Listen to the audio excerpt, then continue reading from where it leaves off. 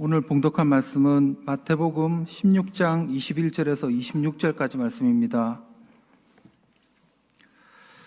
찾으신 줄 알고 마태복음 16장 21절에서 26절 말씀 봉독하겠습니다.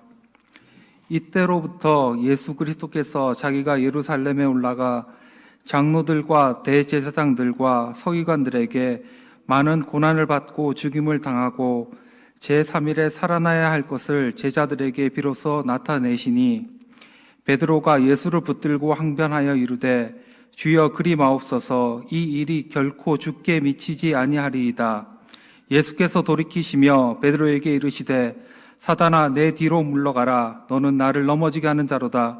내가 하나님의 일을 생각하지 아니하고 도리어 사람의 일을 생각하는도다 하시고, 이에 예수께서 제자들에게 이르시되 누구든지 나를 따라오려거든 자기를 부인하고 자기 십자가를 지고 나를 따를 것이니라. 누구든지 제 목숨을 구원하고자 하면 잃을 것이요 누구든지 나를 잃으면 찾으리라. 사람이 만일 온 천하를 얻고도 제 목숨을 잃으면 무엇이 유익하리요? 사람이 무엇을 주고 제 목숨과 바꾸겠느냐? 아멘.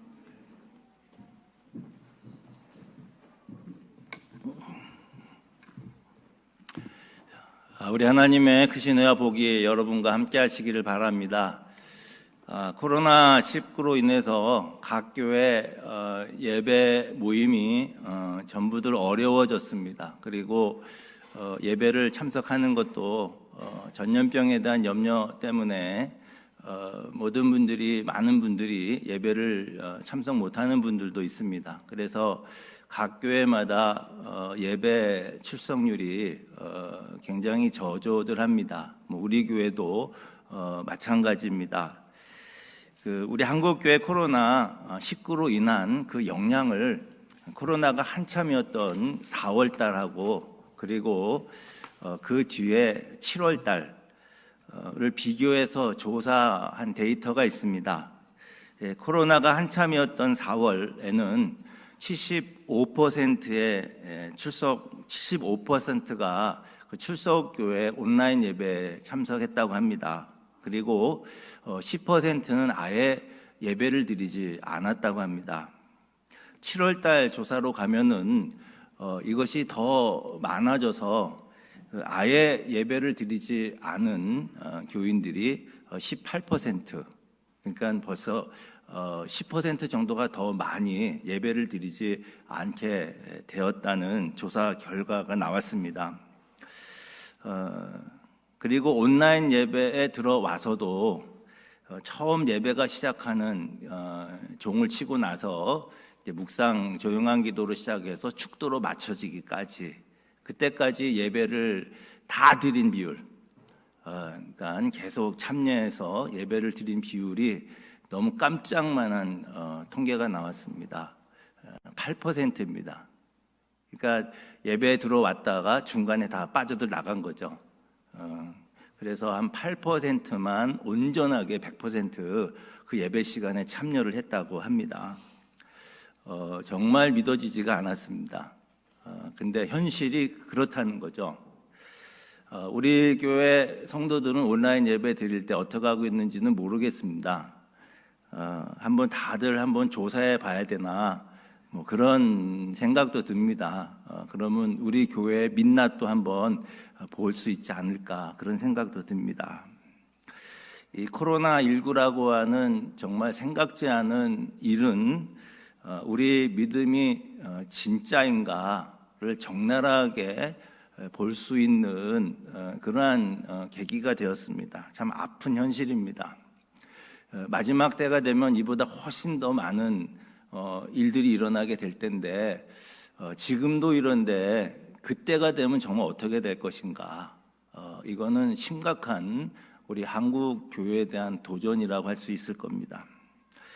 이번 목회개혁 세미나 강사로 오신 한 분이 이런 여러 데이터들을 이렇게 말씀하셨던 분인데요. 그분이 자기 결혼한 자녀 이야기를 잠깐 하셨습니다. 참 하기 힘든 이야기를 하셨습니다. 정말 피를 토하는 심정으로 말씀을 하셨습니다. 듣는 저희들도 너무너무 마음이 아팠습니다. 30대 후반인 아들 내외가 있는데 한 2,000명 정도 모이는 교회를 다닌다 그럽니다. 그러니 2,000명 정도 모이는 교회는 대면 예배를 지난 2월 달부터 계속 못 드리는 겁니다. 그 교회는 우리 교회처럼 모일 수 있는 상황이 안 되는 것이죠.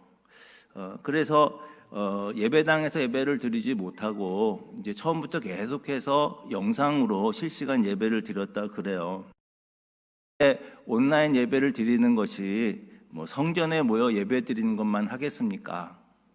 자연히 영적으로 계속 침체하게 되고 그렇게 화목했던 가정, 그 자녀가 그래도 믿음도 괜찮았던 가정이라고 했는데 벌써 몇 개월 동안 지난 2부터 시작하니까요. 2, 3, 4, 5, 6, 7, 6개월 동안 그냥 집안에서 아이들하고 영상으로 예배를 드리다 보니까 제대로 된 예배가 나중에는 되지가 않는 겁니다. 그것도 처음이나 뭐 제대로 드려보자 하지 시간이 갈수록 이게 제대로 안 되는 거죠.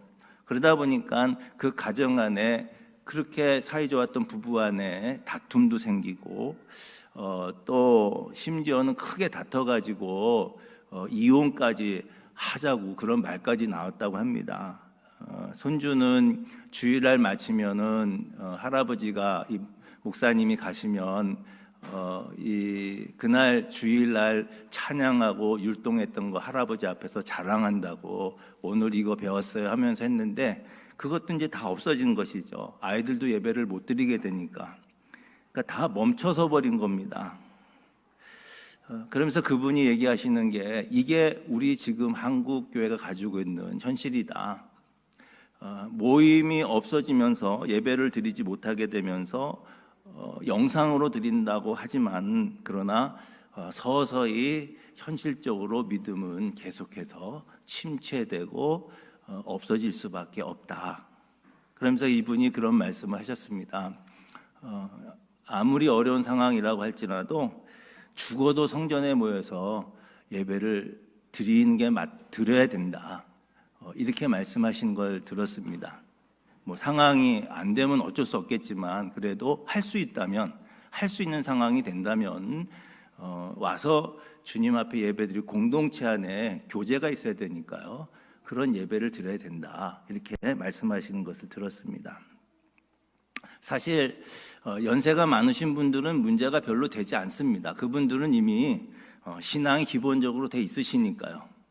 그런데 연령이 내려올수록 문제가 된다는 겁니다. 연령이 내려오면 올수록 비대면 예배가 길어지면 길어질수록 신앙은 갈수록 서서히 무너지고 있다고 통계적으로 이렇게 나오고 있다고 말씀하셨습니다.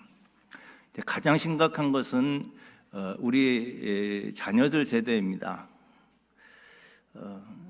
그 자녀들은 대면 예배 되면서 예배를 이제 제대로 안 드리게 된다는 겁니다. 정말 온 마음 다해 우리 자녀들을 위해서 우리가 기도해야 될 것입니다. 기독교 가정에서 자란 그 중고등학생들 그리고 기독교 가정에서 자라지 못한 중고등학생들 그들의 신앙의 영향, 그러니까 영적으로 영향을 누구한테 가장 많이 받았는가에 대한 그 조사를 했습니다. 기독교 가정에서 자란 경우 청소년들이죠.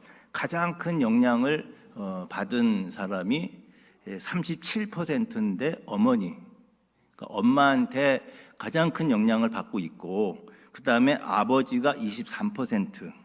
그러니까 어머니, 아버지의 영향이 합치면 60%인 거죠. 그 다음에 목회자가 13%, 교회 친구나 후배를 통해서 영향을 받는 경우 8%. 그러니까 기독교 가정에서 자란 자녀인 경우에는 이 교회 학교 교사는 거기에 들어가 있지도 않습니다. 그러니까 교회 학교 교사가 못 가르쳐서 그런다는 것이 아니라 그만큼 기독교 가정에서 자란 자녀들에게 있어서 영적인 영향력은 그 부모가 거의 절대적으로 통계상으로 이렇게 나오고 있습니다. 근데 반대로 부모가 비기독교인 경우, 그러니까 혼자 예수 믿는 아이들이죠. 그런 경우에는 이제 예수 안에서 만난 학교 친구나 선배들, 그리고 두 번째가 교회 교역자들, 그리고 세 번째가 교회 친구들, 그다음에 교회 학교 선생님. 여기는 이제 비기독교인 애들이니까 가정이니까 교회 학교 선생님들도 이제 나오더라고요. 자, 이 조사 결과는 사실 기독교 가정인 경우에는 그 부모 가정 안에서의 영적인 분위기는 그 자녀들에게 절대적 영향을 미친다는 것을 알 수가 있습니다. 제 경우를 봐도 청소년기까지 청년이 되면은 이제 본인이 이제 선택하고 본인이 이제 많이 달라질 수도 있겠죠. 근데 청소년기까지 저 자신의 경우를 봐도 저의 신앙의 모든 기초는 저희 어머니로부터 저는 기초를 얻었습니다. 제 신앙의 모든 부분 저희 어머니 보고 배우게 됐죠. 그래서 저희 어머니 신앙은 제게 절대적이었습니다. 교회에서 영향이 있었다는 거 없었다는 건 거짓말이겠지만 사실은 지금 생각해 보면 미미한 것 같습니다. 그래서 가정에서 부모의 영적인 영향력이 얼마나 중요한가 이 조사 결과가 말해주고 있습니다. 저는 자라면서 어머니한테 교회 안에 문제에 대한 얘기는 하나도 못 듣고 자랐습니다. 교회가 얼마나 문제가 많습니까? 교우들 안에 저희 어머님도 권사님이셨으니까 못 볼 거 볼 거 다 보셨죠. 또 목사 며느리기도 했으니까요. 근데 저는 그런 얘기 하나도 못 듣고 자랐습니다. 그래서 제 안에 교회에 대한 인식은 항상 좋았어요. 그리고 건강하게 저는 그런 부분에서 잘 자랐던 것 같습니다. 제가 신학을 결정하고 하게 된 이유도 그런 이유도 하나 있었던 것 같습니다. 코로나 이후에는 분명 새로운 시대가 도래하게 될 겁니다. 우리 믿음은 더 많은 도전을 받게 될 것입니다. 그러므로 우리가 이 믿음의 위기가 오는 그 시대에 우리 믿음이 흔들리지 않도록 더 견고한 신앙으로 잘 무장할 수 있어야 될 것입니다. 길은 하나밖에 없습니다. 오직 예수입니다. 예수님밖에 없습니다. 예수님으로 사는 길밖에 없습니다. 승리할 수 있고요. 초대교인들이 그렇게 살았습니다. 초대교회는 그냥 하나였습니다. 그냥 예수님이셨습니다. 예수로 살다 예수로 죽었습니다. 그것이 그들의 행복이었고, 그것이 그들의 위로였고, 그것이 그들의 소망이었습니다. 자, 오늘도 온라인으로 예배를 드리는 성도들이 있을 줄로 압니다. 오늘 예배 드리는 이 시간이 우리 주님 앞에 선 시간입니다. 그렇기 때문에 우리 예배를 받으시는 주님 앞에 영과 진리로 처음부터 끝까지 온전한 예배로 나가게 되기를 간절히 바랍니다. 자, 오늘 이 베드로 이야기는 위기 시대에, 특별히 우리는 코로나 시대를 맞고 있는데 우리에게 주신 매우 중요한 교훈이라고 저는 생각합니다. 베드로는 수제자였습니다. 예수님의. 그래서 예수님한테 바로 직전에 신앙 고백을 통해서 엄청난 칭찬받았습니다. 그런데 또 오늘 이야기를 보면은 또 엄한 책망도 받았습니다. 아마도 예수님께서 베드로를 너무 사랑하시기 때문에 그래도 수제자다 보니까 이렇게 하시지 않았나 그런 생각이 듭니다. 근데 오늘 우리가 본문을 읽어보셨지만 오늘 이야기를 쭉 보면은 베드로에 대해서 예수님이 말씀하신 게 조금 심해 보입니다. 아마 교회에서 이 정도 얘기하면요 교인들 다 떠날 것 같아요. 그렇지 않겠습니까? 목사가 만약에 사탄아 내 뒤로 물러가라 이러면은 교인들이 어떻게 그 교회에 붙어 있을 수 있을까요? 예수님께서 많은 고난을 당하고 죽을 것에 대해서 말씀하셨을 때 베드로가 오늘 22절에 보니까 예수를 붙들고 항변하여 그랬습니다. 그러니까 베드로의 입장에서 보면은 이러면 안 된다는 거죠, 예수님이. 그래서 너무 그냥 그러니까 주여 그리 마옵소서, 이 일이 결코 주께 미치지 않을 것입니다. 이렇게 말했습니다. 뭐 베드로 입장에서 그렇게 말하는 것이 너무너무 상식적으로 납득이 되는 그런 말입니다. 근데 다른 제자들 다 있는 보는 앞에서 베드로한테 뭐라고 말씀하시냐면은 큰 소리로 사탄아 내 뒤로 물러가라 이렇게 말씀하시는 겁니다. 좀 심하지 않습니까? 아니 혼자 있을 때 그래도 마음 상처가 많을 텐데 제자들 다 있는 상황에서 사탄아 물러가라 이러니까 베드로 마음이 얼마나 상처를 받았을까요? 좀 심하다 싶습니다.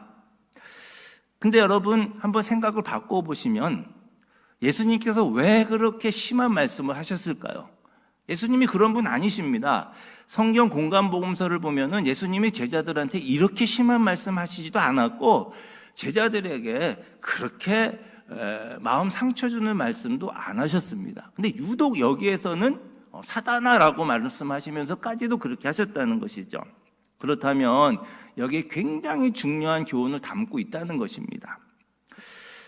자, 오늘 예수님께서 베드로를 책망하신 이유를 보면 우리가 이렇게 하면은 안 된다는 것을 우리에게 보여주신 겁니다.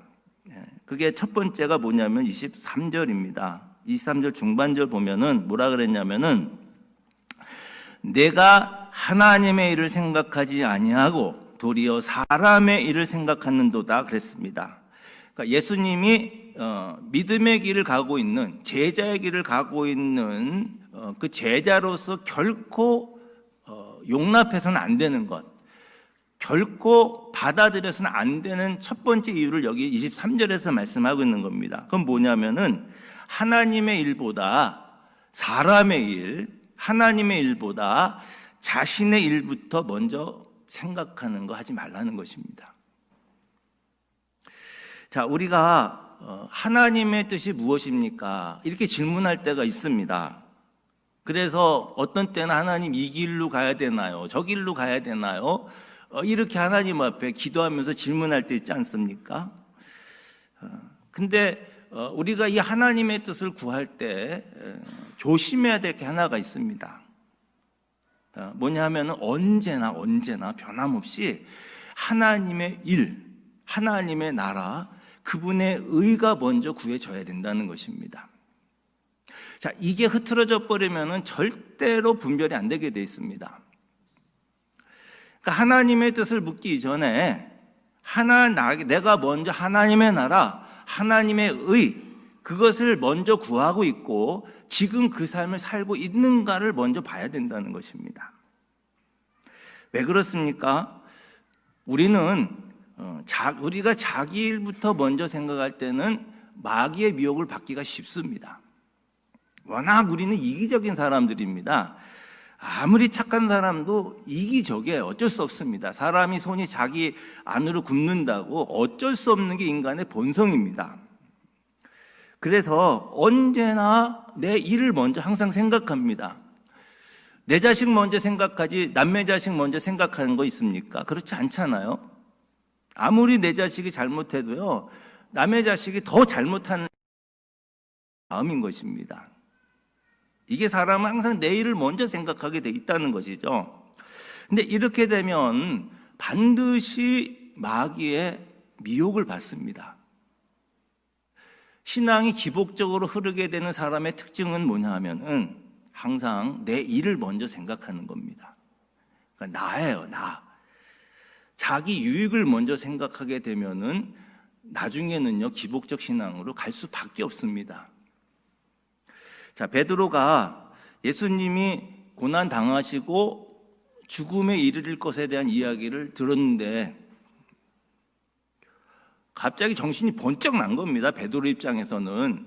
아니, 예수님이 겪으실 고통도 생각은 했겠지만 자기를 생각하니까 기가 막힌 거예요.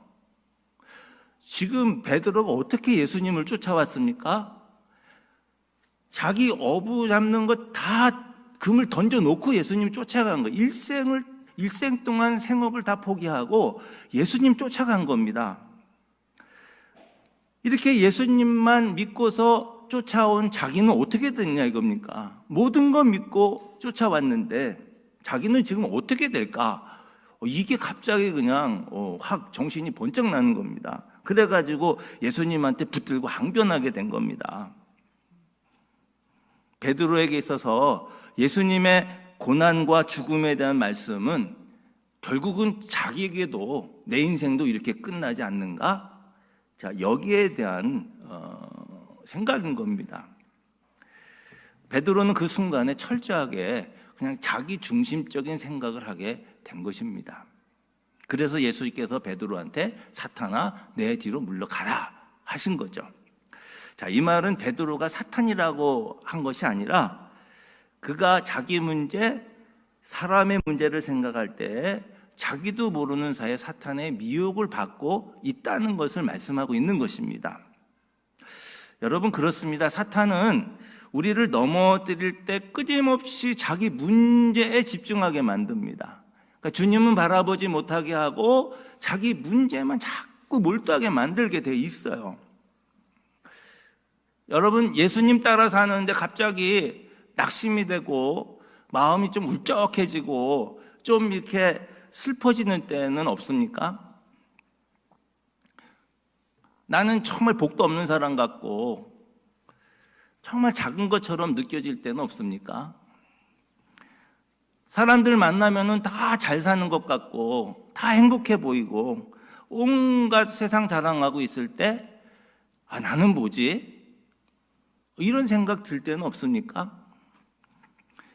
교회를 다니는데도 교회 안에서 나보다 더 은혜도 받는 것 같고 은사도 많이 받는 사람들을 볼 때는 나는 뭐지? 더 귀히 쓰임 받는 사람들을 볼 때도 나는 5달란트, 2달란트, 1달란트 비유에 있는 것처럼 자기는 1달란트밖에 못 받은 것 같은 거예요. 나는 하나님의 일을 먼저 생각하지 못하면 이런 일로 인해서 미혹받아서 마귀는 우리를 넘어뜨린다는 겁니다. 마귀는 우리 생각에 끊임없이 역사하고 있습니다. 요한복음 13장 2절에 보면은 마귀가 벌써 시몬의 아들 가룟 유다, 시몬의 가룟 유다의 마음에 예수를 팔려는 생각을 넣었다 그랬습니다. 여기 보면은 뭐라고 표현했냐면요, 벌써 넣었다 그랬습니다. 벌써. 그러니까 마귀는 일찌감치 우리가 낙심하고 있을 때, 우리가 실망하고 있을 때, 의심하고 있을 때, 잠시 주저앉아 있을 때, 그때 우리는 우리를 자꾸 생각하다 보면은 그 틈의 생각으로 역사하게 된다는 것입니다. 사사기 21장 25절 마지막 절에 그때는 이스라엘의 왕이 없었으므로 사람들은 저마다 자기의 뜻에 맞는 대로 하였다고 했습니다. 여기에 보면 그때 그랬습니다. 그때는 어느 때일까요? 하나님의 말씀이 사람들의 귀에 희귀해서 잘 들리지 않을 때입니다. 잘 안 들린다는 얘기는요, 하나님이 말씀을 안 하셔서가 아니라 하나님은 말씀을 계속하고 계시는데 사람들이 자기 일에만 집중하다 보니까 그냥 자기 멋대로 살아가다 보니까 자기 소견대로 살다 보니까 하나님의 말씀이 들리지 않은 것입니다. 말씀을 안 하셔서가 아니라 그들이 안 들으려고 했다는 것이죠. 자기 문제, 자기 유익에 몰두하고 있을 때 그렇게 된 겁니다. 그러니 잠언서 3장 5절에 이렇게 말씀한 겁니다. 너는 마음을 다하여 여호와를 의뢰하고 내 명철을 의지하지 말라. 7절에 보니까 3장 스스로 지혜롭게 여기지 말지어다. 여러분, 만약에요 마귀의 미혹이 없어요, 그러면 사람이 신중하게 생각하고 본인이 옳다고 결론을 내린 것을 나쁘다고 누가 말할 수 있겠습니까? 근데 거기에 영적인 존재가 있기 때문에, 마귀의 미혹이 있기 때문에 위험하다는 겁니다. 마귀의 미혹을 받게 되면은 잘못하면서도 옳다고 여기게 된다는 것입니다. 이것이 정말 무서운 겁니다. 예수님 당시에 대제사장과 바리새인들이 예수님을 십자가에 못 박을 때 그들은 너무나 당연하고 옳게 생각했습니다. 저 이단을 없애야지 유대교가 지켜진다고 유일한 하나님이 지켜진다고 그들은 믿었습니다. 사울이 바울 되기 전, 그러니까 회심하기 전 사울이 예수 믿는 사람들을 핍박할 때 그는 자기가 하는 일이 옳다고 생각했습니다. 뭐 틀리다고 생각하면은 뭐 갈등이라도 했다면은 뭐 아무 말도 안 하겠는데 그냥 옳다고 생각한 거예요. 자기가 우리 유일하신 하나님 믿는 이 유대교를 지키는 길이라고 믿었던 것입니다. 미국 남북 전쟁 때 노예 해방하는 일에 대해서 당시 미국에는 남감리교회와 북감리교회가 두 개가 있었습니다. 근데 미국 남부 감리교회, 그러니까 뭐 미국 남부 텍사스나 뭐 아틀란타나 뭐 이런 남쪽에 주로 백인들이 많은 사는 데잖아요. 그때 미국 남감리교회에서 노예 해방에 대해서 공식적으로 반대했습니다. 여러분, 이게 있을 수 있는 일일까요? 어떻게 성경을 그렇게 해석할 수 있을까요? 흑인 노예는 하나님의 뜻이라고 그들이 연회에서 말하자면 결정을 내린 거예요. 그들의 총회에서 흑인들은 노예로 사는 것이 하나님의 뜻이라고 그 회의에서 다 결정을 내린 거예요.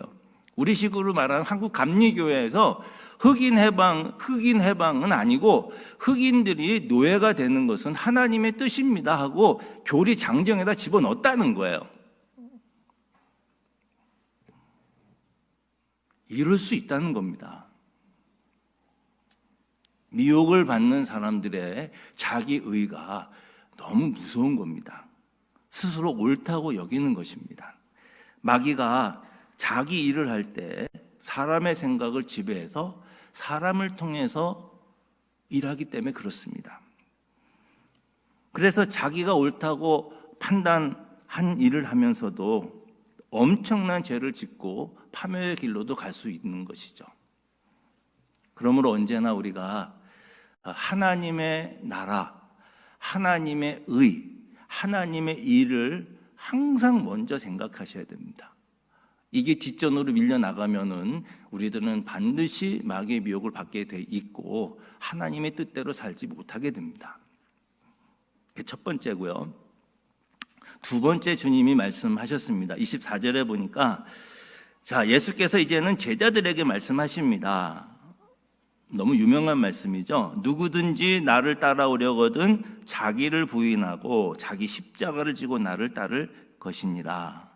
25절, 누구든지 제 목숨을 구원하고자 하면 잃을 것이요 누구든지 나를 위하여 제 목숨을 잃으면 찾으리라 하셨습니다. 이 말은 그냥 무슨 말이냐면 쉽게 말해서 무조건 편안한 길만 선택하지 말란 얘기입니다. 제자는 고난의 유익을 알아야 된다는 것입니다. 우리가 예수님하고 동행하게 되면 정말 복된 삶을 누리려고 한다면 마음의 중심이 늘 바로 서 있어야 되는 거죠.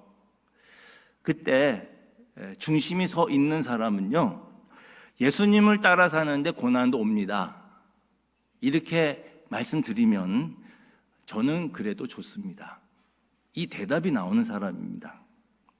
하나님의 말씀대로 살면 잠시 어려움이 올 수 있습니다 라고 말씀드렸을 때 저는 그래도 좋습니다.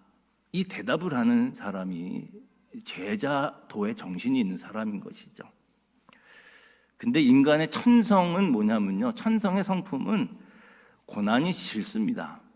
그냥 평안한 게 좋고요, 그리고 편안한 게 좋은 겁니다. 이게 인간의 본성이에요. 축복의 하나님은 좋아요. 근데 나를 구원해 주신 예수 그리스도 좋습니다. 그러나 십자가의 길, 고난의 길, 박해의 길, 연단의 길은 싫습니다. 사단은 이 생각으로 우리에게 정말 복되게 사는 길을 자꾸 빗나가게 하는 거죠. 진짜 복을 잃어버리게 만드는 겁니다. 그냥 세상 축복이 전부인 것처럼 우리에게 미혹하는 거죠. 그래서 예수께서 베드로를 향해서 그렇게 말씀하신 겁니다. 너는 나를 넘어뜨리게 하는 자다 그랬습니다.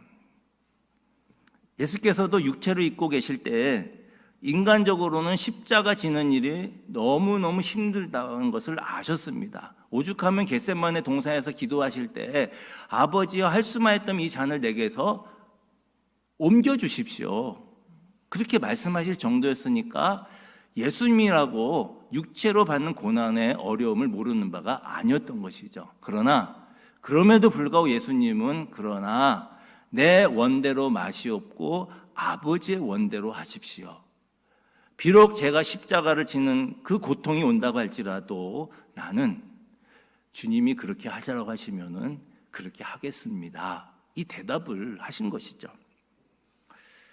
그래서 베드로가 그 말을 할 때 예수께서는 이것이 사단의 미혹이라는 것을 아셨던 겁니다. 그래서 그 사단에 미혹되어 말하는 베드로를 향해서 사단아 물러가라 하고 단호하게 물리치신 것이죠. 여러분 그렇습니다. 시험은 늦기 전에 단호하게 막아야 되는 겁니다. 우리의 생각을 지배하고 만들고 우리 마음을 지배하려고 만드는 순간 그때 단호하게 막아야 되고 단호하게 내쫓아야 되는 것입니다. 늦으면 가룟 유다 같이 될 수도 있는 거죠. 요한복음 13장 2절에 마귀가 벌써 시몬의 아들 가룟 유다의 마음에 예수를 팔려는 생각을 집어넣었다 그랬는데요. 요한복음 13장 27절에 보니까 조각을 받은 후 사단이 그 속에 들어간지라 그랬습니다. 여러분 생각한 것까지는 괜찮아요. 왜? 생각까지 하는 건 언제든지 물리칠 수 있습니다. 사람이 죄 짓는 생각할 수 있죠. 사람이 음란한 생각할 수 있습니다. 그거야 사람이니까 그럴 수밖에 없을 상황에 몰릴 때도 있어요. 그런데 그 생각하는 것을 받아들이면 안 된다는 겁니다. 그때 이게 마귀의 미혹이구나 할 때 단호하게 물리치는 것이죠. 직장인들이 예를 들어서 직장인들이 회식을 한 다음에 2차, 3차 가자 할 때 2차, 3차 뻔하지 않습니까? 어디로 가는 거 알거든요. 그때 아이고 어떡하지? 내가 그래도 먹고 살려면 할 수 없지. 이렇게 하는 거하고 내가 먹고 못 산다 할지라도 내가 진급이 안 된다 할지라도 난 하나님의 뜻을 어길 수 없어 하고 자기 생각을 정리하는 거죠. 그 순간에 나는 주님 뜻대로 살 거야 하고 거절해내는 거. 이게 사단이 내 안에 집을 짓는 거하고 내쫓는 거의 차이점인 것이죠. 그렇기 때문에 우리 생각과 마음이 너무너무 중요한 겁니다. 하나님 나라, 그분의 뜻, 그분의 의 항상 최우선입니다. 사업하는 사람도 항상 그렇습니다. 이건 하나님의 뜻에 합당한 것인가 먼저 생각해야 되는 것이죠. 그러면 분별이 되게 돼 있어요. 하나님의 뜻을 사실 묻지 않아도 알아요. 그 순간에 하나님께서 무엇을 원하는지 분명하게 알 수 있게 됩니다. 항상 원칙이 하나님의 나라에 가 있으면 그렇게 되는 것이죠.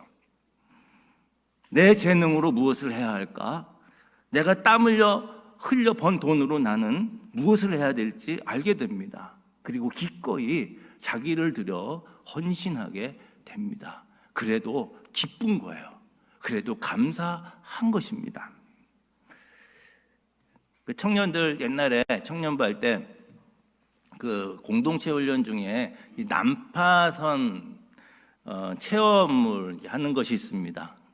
배가 이제 막 난파해가지고 다 이렇게 죽게 된 거예요. 근데 그 배가 난파를 당했을 때 누군가 배에서 뛰어내리면 나머지 사람이 사는 거예요. 그래서 그 시간에 그 조별로 이렇게 모여가지고 이렇게 둥그렇게 배라고 해가지고 해요. 그러면 자, 그 조별로 의논해요. 그러면은 조별로 의논을 해요. 그래서 난파선 집어 넣어요. 그 안으로 집어 넣으면은 이제 누군가 뛰어내려야 되잖아요. 밖으로 나와야 되거든요. 근데 전부 주저합니다. 망설여요. 아니 이거는 모의 설정인데도 결정을 잘 못 내려요. 거기서. 왜냐하면 자기가 뛰어내면 자기가 죽어야 되잖아요. 나머지는 살지만 전부 심각해집니다. 실제로 해보면 많은 팀들이 그냥 난파되고 말아요. 다 죽습니다. 나는 못하겠다는 겁니다. 이 훈련을 해보면 이 훈련의 목적은 뭐냐면은 우리 자신의 문제를 보게 하는 겁니다. 우리가 그렇다는 거예요. 이게 하나님이 우리에게 역사하지 못하도록 막는 벽이 된다는 겁니다. 그래서 예수께서 25절에 누구든지 제 목숨을 구원하고자 하면 잃을 것이요 누구든지 나를 위하여 제 목숨을 잃으면 찾으리라 하신 겁니다.